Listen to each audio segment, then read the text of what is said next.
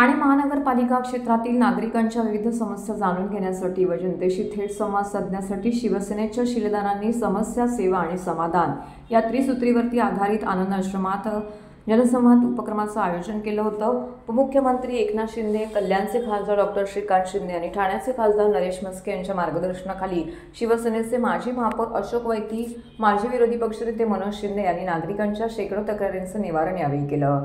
दरम्यान दर मंगळवारी आनंद आश्रमात जनसंवाद उपक्रम नियमित सुरू राहणार असून दर गुरुवारी ठाणे महानगरपालिकेतील कर्मचाऱ्यांच्या तसेच ठाणे महानगरपालिका संबंधित नागरिकांच्या तक्रारी व समस्या त्या सोडल्या जाणार असल्याचे यावेळी अशोक वैती, मनोज शिंदे, राजेंद्र साप्ते यांनी पत्रकारांशी बोलताना सांगितलं।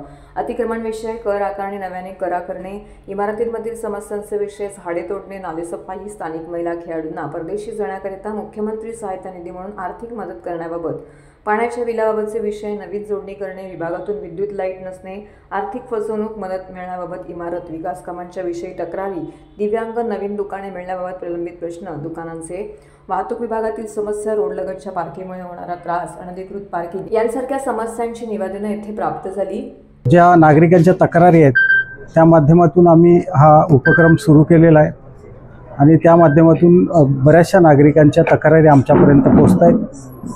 ह्याच्यामध्ये खऱ्या अर्थाने ज्या काही तक्रारी आहेत ते फसवणूक काही लोक करतात, त्यामधल्या त्या तक्रारी आहेत। काही महापालिकेतल्या कर्मचाऱ्यांच्या संदर्भातल्या, काही तक्रारी आहेत ज्या बिल्डिंगमधल्या पाण्याची व्यवस्था असेल किंवा ड्रेनेज सिस्टीम असेल, स्वच्छता असेल, ह्या संदर्भातल्या तक्रारी आहेत। आणि बऱ्याचशा तक्रारी छोट्या छोट्या आहेत, त्या समोर महापालिकेत फोन केल्यानंतर त्वरित सुटत आहेत। एक चांगला हा उपक्रम माननीय मुख्यमंत्री आपले मुख्यमंत्री एकनाथ शिंदे साहेबांनी सुरू करायला सांगितलं, त्या प्रकारचं काम आमचं सुरू आहे। ज्या ज्या ठिकाणी नाले आहेत त्यांना देखील भेट आम्ही प्रत्येक भागामध्ये देणार आहोत।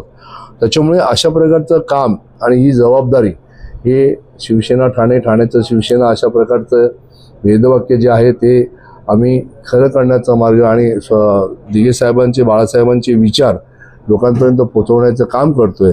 आणि ही अपेक्षित असलेली लोकांना असलेली खरी शिवसेना ही तुमच्या सेवेसाठी तत्पर आहे। ही सर्व मंडळी आज या ठिकाणी आम्ही इथे नागरिकांच्या जे काही समस्या आहेत त्या ऐकून घेऊन त्यांना त्यांचं समाधान व्हावं, त्यांच्या समस्या सोडवण्यात याव्या यासाठी आम्ही इथे प्रयत्न करत आहोत। आणि आम्हाला खात्री आहे की या धर्मवीर दिघे साहेबांच्या आनंद आश्रमात जी लोक यायची त्यांचा प्रत्येक प्रश्न इथे सोडवले जायचे। त्यांचं या ठिकाणी जी काय त्यांच्या चेहऱ्यावर जो आनंद होता तो आनंद त्यांना आम्हाला इथे पुन्हा एकदा आणायचा आहे। इतरही ज्या कॉमन मॅनच्या समस्या आहेत महानगरपालिकेतल्या ह्या सगळ्या सोडवत आहेत। तर माझं समाजाला आव्हान असेल की ज्यांना ज्यांना शक्य होत नसेल की डिरेक्टली वकिलाकडे जाणं, तर ते इथे येऊन फ्री लीगल ॲडवाईस घेऊ शकतात आणि प्रामाणिकपणे सल्ला देऊन त्यांची आम्ही साथ देतोय, आपल्या समस्यांचं निवारण करू शकतात।